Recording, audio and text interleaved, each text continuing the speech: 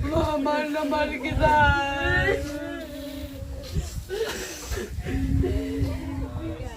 Magandang umaga po sa inyo.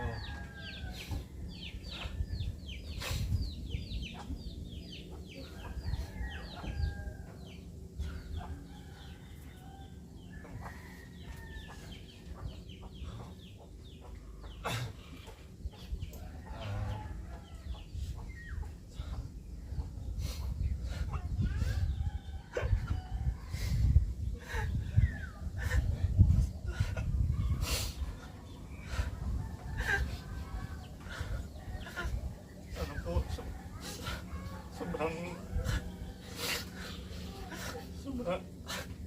sobrang hirap po magsalita dito sa hindi ko po talaga alam kung paano ko po sisimulan yung no. Ayan.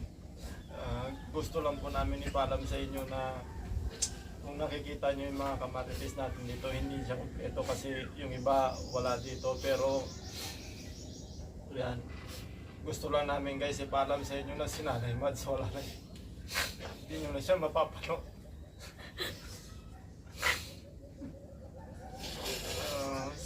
Sobrang hirap talaga guys gumawa ng video, pero siyempre gusto ko lang din ipaalam sa inyo kasi siyempre ano kami, grupo.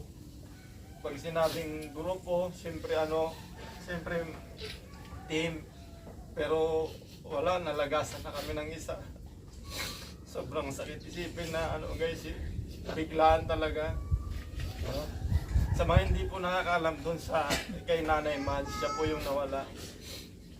Ano po, anak niya po si Kukoy.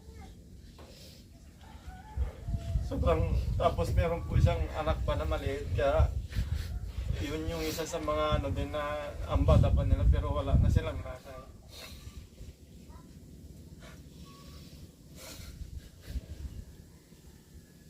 Ang dami rin pong napamahal sa kanya, siyempre. Ayan.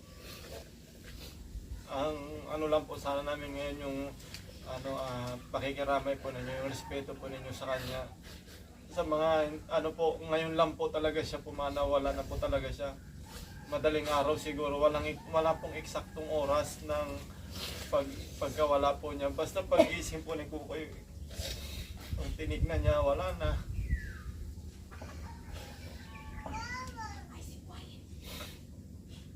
So, ano talaga guys, sobrang na-shock po kami kasi sila dito, alam na nila. Kanina, siyempre nandito sila. Ako naman, madaling araw kasi nag-deliver ako, tapos nalaman ko lang po kaya dun sa anak ko na pagpasok niya sa school, dumaan po siya dun sa station namin. Umiiyak po kasi si Prince. Tinatanong ko kung bakit po siya umiiyak. Wala na daw yung tita niya.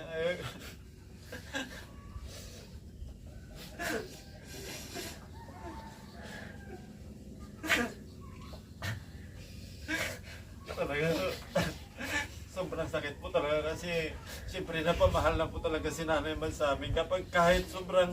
Kahit nahirapan po yan sa paglalaro, kung nakikita niyo po siya, may mga laro na pwede siya, pero kung nakikita niyo sa nahirapan siyang magsalita ganon, pa rin siya kasi nga grupo, ginagawa niya talaga lahat. Kaya bilib na bilib ako kay Nanay Mads kasi kahit na gano'n ang tagal, hindi ko alam kung ilang taon na kami magkakasama. Kaya sa lahat po ng mga tumulong dati kay Nanay Mads, yung nabuo yung kanyang bahay, mula pa doon, nandun pa sila sa dagat hanggang sa last na video na nakita nyo siya. Ang pagkakalam ko, ang last na video namin, nung natatandaan ko po na pinaka-last na may nag-sponsor po na 9,000, napasama po si Nanay Mads doon. Sobrang tuwang-tuwa pa po siya. Masaya siya kasi siyempre nakatanggap po siya ng 1,000 pesos. Tapos yun, inipon niya yun hanggang sa may mga nagbigay-bigay sa kanyang tapos nagpa-check up, ganon. Bilib din po ako sa asawa niya kasi kahit sobrang hirap talaga ng buhay, kahit ano pa yan, lahat yan, mangingisda, karpintero, lahat. minsan ginagawan ko parang paraan para magtrabaho siya doon sa kahit magano siya dyan ng mga damo para lang meron. Kasi sinakripisyo talaga ni tata yung ano, talagang ano niya, tawag dito, para lang may panggamot siya kasi doon na lang nabubuhay si Nanay Mad sa gamot niya. Sobrang nahirapan na siya. Marami akong naririnig sa mga nanay dito na parang gusto niya na talagang sumuko. Marami siyang may mga, hindi ko alam kung totoo yung sabi nila, may mga gusto niya magsulat o ano. Pero wala, sumuko na talaga siya. Kaya yun guys, continue pa rin naman yung ano namin. Pero ngayon siyempre, makikiramay tayo sa kanya. Ito, yung mga nakakasama niya dito, siyempre na mga matagal kaming team. Siguro magpapaalam din sila sa kanya para ano naman pag ano na si Nanay Mads, pag yung pinakalas na ano niya na siguro masaya siya kasi nakita niya pa rin na may mga nagmamahal. So Nanay, anong masasabi ko doon kay Nanay Mads? Anong masasabi niyo kay Nanay Mads? Sasamahan niyo anong gusto niyo yung pinakalas na sasabihin niyo sa kanya? Kasi hindi niya na ito napapanood, pero masakit man isipin na gumagawa kami ng video na to, pero ito na yung pinakalas na ano, hindi niya na ito mapapanood, pero sana maramdaman niya yung pagmamahal namin na binigay sa kanya.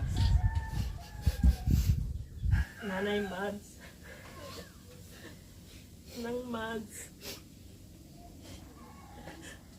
Hindi ka namin makakalimutan. Nandito ka sa amin sa puso natin. Napakasakit, ang hirap tanggapin na iniwan mo na kami. Hindi pa alam nga, hindi ka nagpaalam. Kapag lang ang lakas-lakas mo.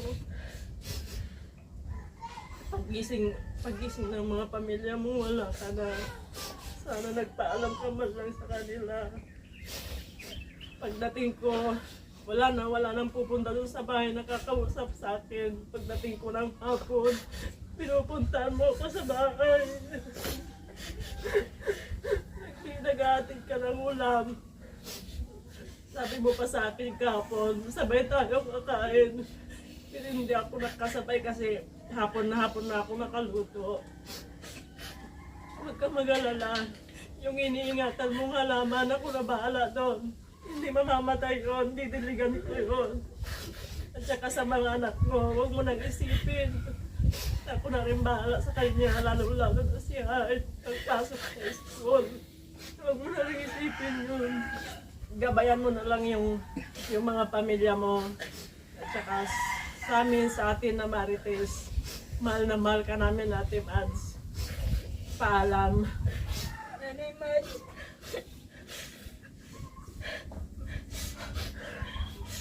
Maraming salamat sa masayang alaala na iniwan niyo sa amin. Sobrang sakit.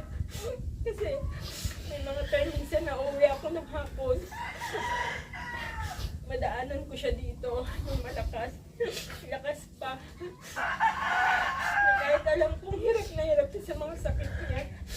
Yung ngiti sa mga labi niya, nandyan pa rin. Wala nang may dadaan sa bahay, magtatanong kung anong ulam mga tito.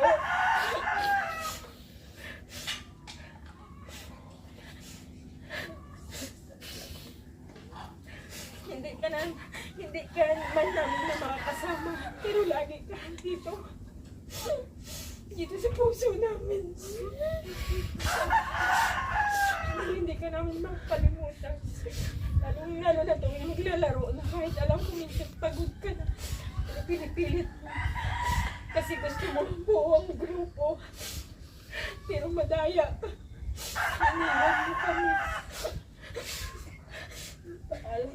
Paalam na naman, na mahal ka namin. Lagit lang tandaan yan. Tsaka andito kami. Aalalay sa mga anak mo. Lalo na kay Heart. Maraming salamat Nanay Mads sa mga alaala na iniwan mo sa amin, sa mga masaya, malungkot na kwento.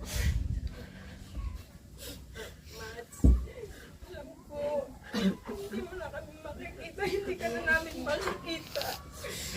Pero maraming salamat sa mga alaala na yung pinaranas sa amin.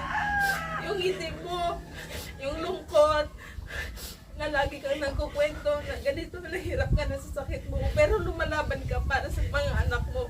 Kahit na sabihin mo, tanggap ko na, pero hindi namin tanggap. Kasi iniisip namin yung mga maiiwan mo, pero kinakaya mo kahit na hirap ka na. Halos hindi ka na makalabas ng bahay mo.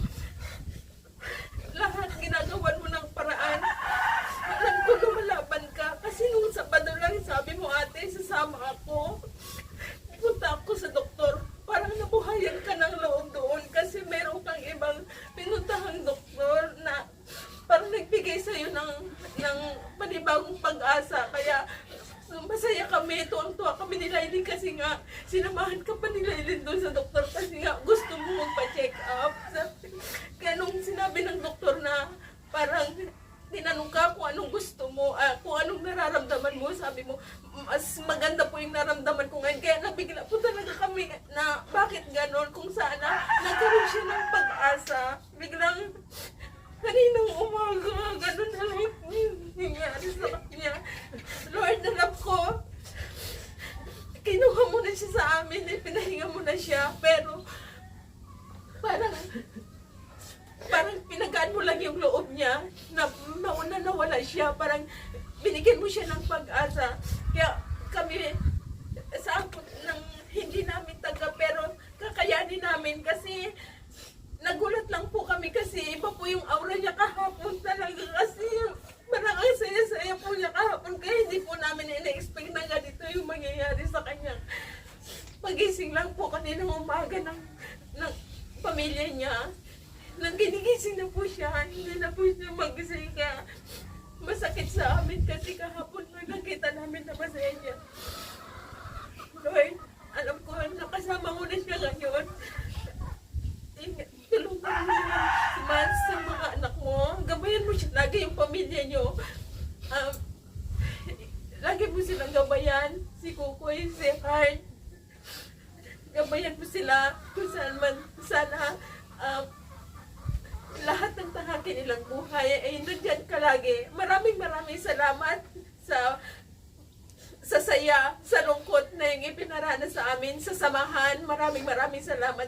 Kasi kahit na may sakit ka nung naglalaro tayo, na maraming nagbabash sa'yo, kahit ano, kasi hindi nila alam kung ano yung nararamdaman mo kahit hirap na hirap ka na.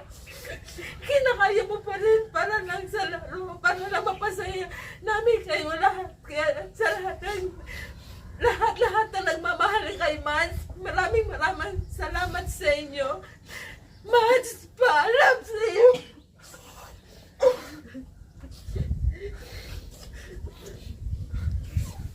Ma'am.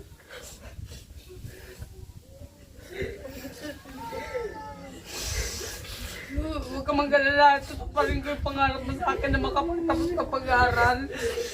Makakahanap ako ng trabaho. Mahal na mahal kita.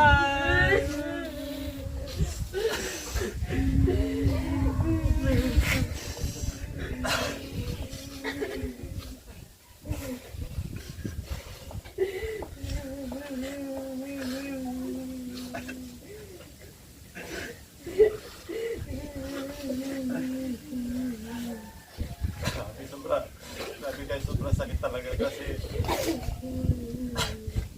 siyempre mga bata pa kasi sila, mga bata pa, wala pa sila, siyempre wala namang hindi kagaya ng ibang mga bata, may nagluluto sa umaga, nire-ready yung baon ng mga anak, tapos sila wala na, hindi na natin talaga may babalik, kahit anong gawin natin, hindi natin may babalik, pero ito, napapanood nyo ito, gagabayan ko po sila, lahat kami dito, sa abot po ng aming makakaya, nandito lang po kami, at maraming salamat po sa lahat ng mga, uulitin ko guys, sa lahat ng mga nagbigay ng mga tulong dati kay Nanay Mads, yun, ito ginawa namin ang video na ito para ipaalam talaga sa lahat ng mga followers namin. At hindi naman kami nangingi ng mga kung ano ba yung gusto. Yung mga gusto lang po talaga na malay natin may mga nagmamahal kay Nanay Mads, may mga gustong tumulong, magpaabot ng tulong sa kanya. Iwanan ko na lang po kung ano yung pwede yung para at least may bigay po natin sa pamilya ni Kukoy.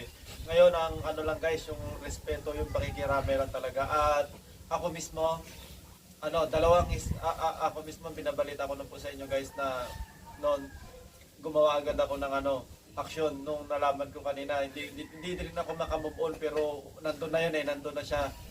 2 sponsor na nang magpapaabot sa atin agad. Kaya nagpapasalamat ako, hindi ko muna babanggitin kung sino-sino sila. Pero yan, mayroon na agad magpapaabot ng tulong para kahit paano talagang maibsan yung kasi napakahirap din naman kasi ng buhay nila Kukoy. Hindi naman ganun kadali. Kasi nandyan na yan ang next dyan, syempre, yun, yung tatahakin nilang landas. Mahirap man na kung matupad man ni Kuko yung pangarap niya, pero wala na yung nanay niya. Kaya yun, gusto ko lang din sana sabihin sa lahat ng na mahalin nyo yung mga nanay nyo hanggang napabuhay pa kasi mahirap mawalan talaga ng nanay. Nakikita ko si Kukoy kanina sobrang lakas ng ulan, pero pumunta siya doon sa baba, binalita niya doon sa mga lola niya, sa kapatid ni Nanay Mads, wala na yung mama niya. Napakasakit, sobra.